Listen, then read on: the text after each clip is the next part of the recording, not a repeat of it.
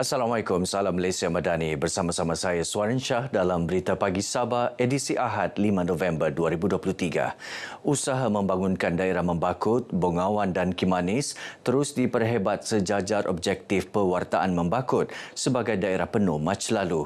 Ke arah itu, wakil rakyat ketiga-tiga daerah berkenaan akan berbincang untuk pelaksanaan pembangunan tersebut. Adun Membakut Dato' Dr. Muhammad Arifin Muhammad Arif berkata, antara keperluan utama yang perlu dibincangkan adalah pewujudan sebuah pejabat pendidikan daerah PPD Membakut yang telah dikemukakan kepada Menteri Pendidikan Fadlina Siddiq menerusi mesyuarat Exco Pendidikan Malaysia. Kami juga berbincang untuk mencari tempat yang sesuai untuk beberapa pembangunan di Membakut, ke daerah Membakut ini, termasuklah mudah-mudahan akan datang nanti hospital daerah dan beberapa pembangunan yang lain. Nah, inilah yang saya maksudkan, kami bekerjasama dari masa ke masa untuk mencari jalan macam mana merancang dan membangun daerah kita ini. Dato' Arifin ditemui media selepas sambutan Maulidur Rasul peringkat daerah Membakut. Beliau turut mengajak umat Islam untuk mencontohi sifat serta mengamalkan sunnah Rasulullah dalam kehidupan harian bagi meningkatkan ketakwaan dalam diri masing-masing. Lebih 1,300 peserta membabitkan 39 kontingen menyertai perarakan sempena sambutan berkenaan. Ibu Pejabat Polis IPD Papar dinobatkan Johan kontingen terbaik kategori jabatan, Surau Al-Hijrah Kampung Brunei Membakut bagi kategori komuniti, SK Pekan Bengawan kategori sekolah, manakala kumpulan teramai dimenangi Sekolah Menengah Kebangsaan Bengawan.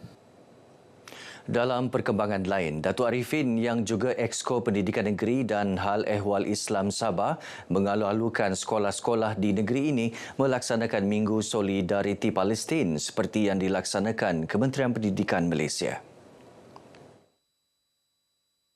Program ini sangat baik untuk menyemai rasa kemanusiaan di kalangan pelajar, kasih sayang di kalangan pelajar, membenci perkara-perkara yang boleh menjejaskan atau memecahkan nilai kemanusiaan. Ini sangat baik dan ini juga sesuai dengan Malaysia Madani. Madani berkenaan ialah tamadun. Tamadun ialah akhlak dan tamadun itulah kasih sayang dan nilai-nilai kemanusiaan. Menurut Dato' Arifin, kutipan amal untuk membantu rakyat Palestin juga giat dilaksanakan pihak masjid dan surau di seluruh negeri ini. Kutipan berkenaan akan diserahkan kepada pihak bertanggungjawab sebelum disalurkan kepada rakyat Palestin. Sebuah dewan terbuka akan dibina di Klinik Kesihatan Padas Damit Beaufort dan dijangka siap Disember depan. Pembinaan dewan terbuka berkenaan melibatkan peruntukan RM200,000 daripada pejabat Adun Lumadan. Pembantu Menteri kepada Ketua Menteri Datuk Ruslan Muharram berkata apabila siap kelak dewan terbuka berkenaan akan digunakan sebagai ruang menunggu pesakit sebelum mendapatkan rawatan.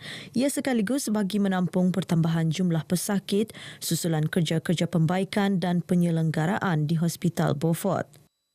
Ini adalah mempunyai satu klinik kesihatan yang mempunyai banyak kampung di sini, lebih kurang dalam saya kira dalam 40 buah kampung. Jadi ini baiknya juga bila 40 buah kampung yang hadir di sini, dan sudah tentu mereka juga dapat menyimatkan kos ke Beaufort dan menyimatkan masa.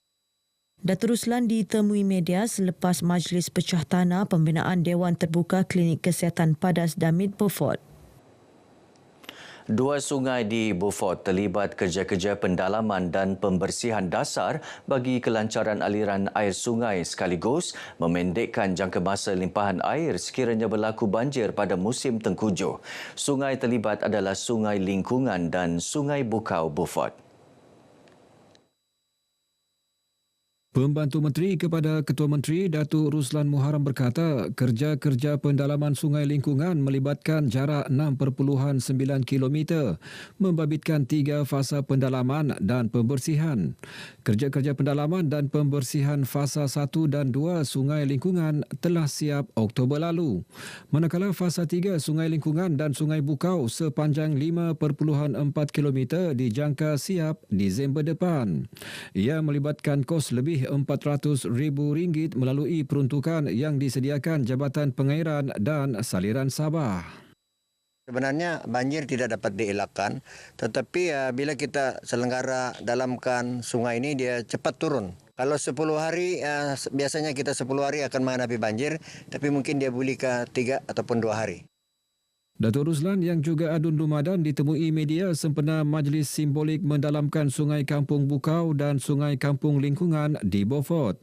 Lebih 4,000 penduduk dapat menikmati manfaat projek pendalaman dan pembersihan sungai tersebut, khususnya penduduk yang kerap berdepan risiko banjir.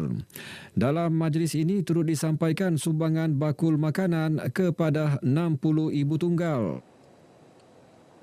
Sebuah pusat perniagaan untuk memasarkan produk usahawan tempatan perlu diwujudkan di kawasan Perbandaran Tawau.